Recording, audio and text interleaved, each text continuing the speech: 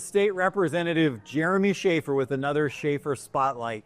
Today we are at station number 5 in Bradford Woods. And I'm here with Christi Wilcox, the founder and owner. Thank you for having us, Christi. Absolutely. So tell us a little bit about your store here and when you got started. Yeah, so we actually are residents of the borough of Bradford Woods. And this was a little gift shop for a lot of years. And we would always drive by or walk by and we would say, that needs to be a coffee shop. And one day I saw a for sale sign go up in the business window and came in and asked about their business and what they did. And turns out they had a fully functioning artisan market here, and we saw potential. It hadn't been renovated in years. We started a conversation with them, and after a full summer, we finally had a deal. So we spent most of 2023 renovating the business.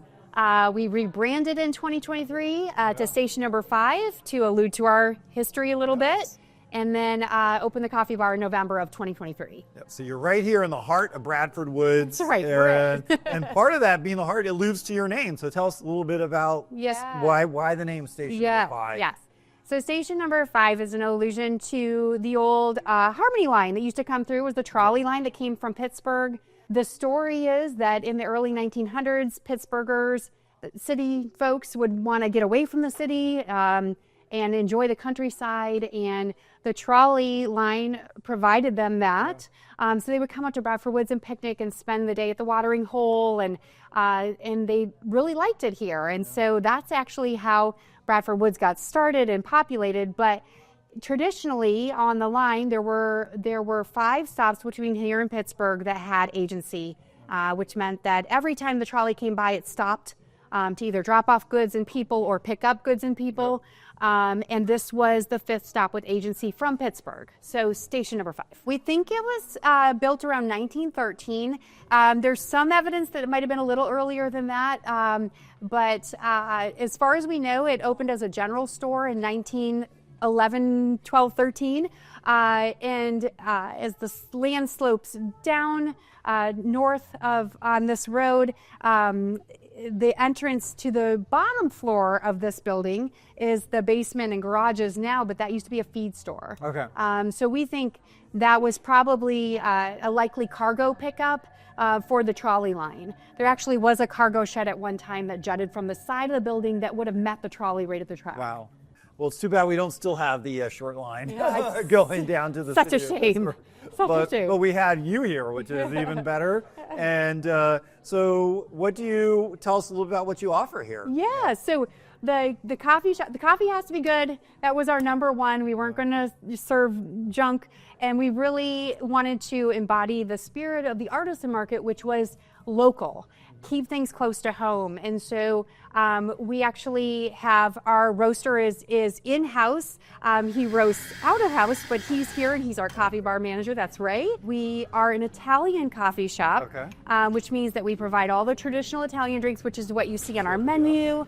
And then we have a lot of fun with those drinks, and that's more the American way to serve coffee.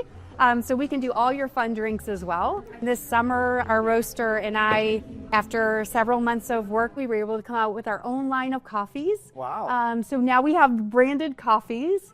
And I noticed some of the names correspond to roads in Bradford Woods, seldom seen, woodland. Yeah, they do. Yeah.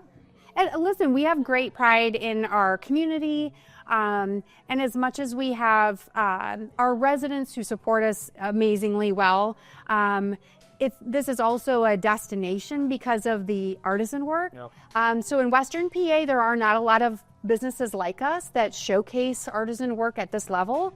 And so we do become a destination, and that is the whole goal. Is if you're not from Bradford Woods or Wexford or Franklin Park or any of the surrounding areas, but for some reason you're brought to the area, we want to be on everybody's radar as I need to stop there. Yes. Like I'm going to be in the area, this is my must-stop place. And so we try our hardest to feature quality artisan work and vintage goods. And so we have in-house, we have a woodworker, stained glass artisan, we have modern artwork, we have photography, we have fiber arts, we have paper arts. It's just a little bit of everything. Wow. So this is obviously a very popular place. What are your hours? What days are you open? Yeah, so Monday through Friday, 7 a.m. to 5 p.m. So we get a little bit of a morning commuter crowd, and we stay open till 5 for our local schools. So we have a local elementary school, middle school, and another elementary school on the other side of us.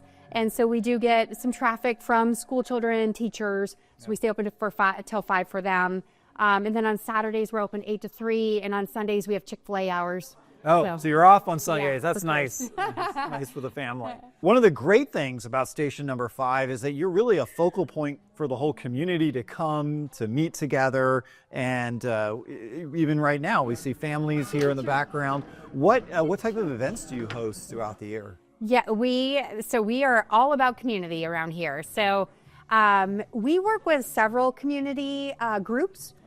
So we work with the Volunteer Firehouse, we work with the Borough Office, we work with our local church, the schools, and our Bradford Woods Conservancy. And so any events that they are holding, we will often partner with them side by side. We also have our own events that we sponsor. A lot of that springs from the artisan work that's here. We can host private events here. Within reason, we've got some space issues, but we do host some private events. We have story time once a month for the little ones. Our manager of the artisan market is actually our storyteller. So she is really popular with the toddler set and their parents. So one Saturday a month, we are overwhelmed with children and families, which is my favorite day of the month. So if people want to learn more about all these events and the opportunities going on here, what's the best way for them to do that? 3 ways. Our website is we try to keep it updated weekly. You may see some live music on there. We just got live music certification. Oh, nice. So we can legally host events that involve live music. We have a great social media presence. So find us on Facebook and Instagram. People enjoy following us, and it's very family oriented.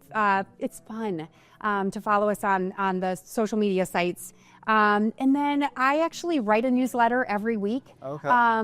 And it's mostly pretty pictures of artisan work that's come in. So it highlights our artisan market, but it is a way, it's kind of an insider's view. You have to sign up by email.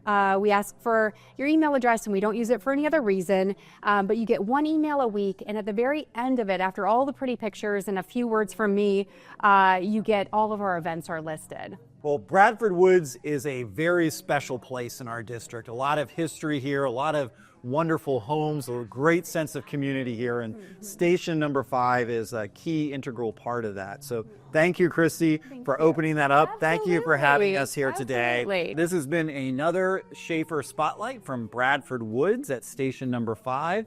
As always, if you have any questions, concerns, or needs, please don't hesitate to contact one of our offices, either in Wexford and Brooktree or in Gibsonia, right on the corner of 910 and Middle Road. Thank you and have a great day.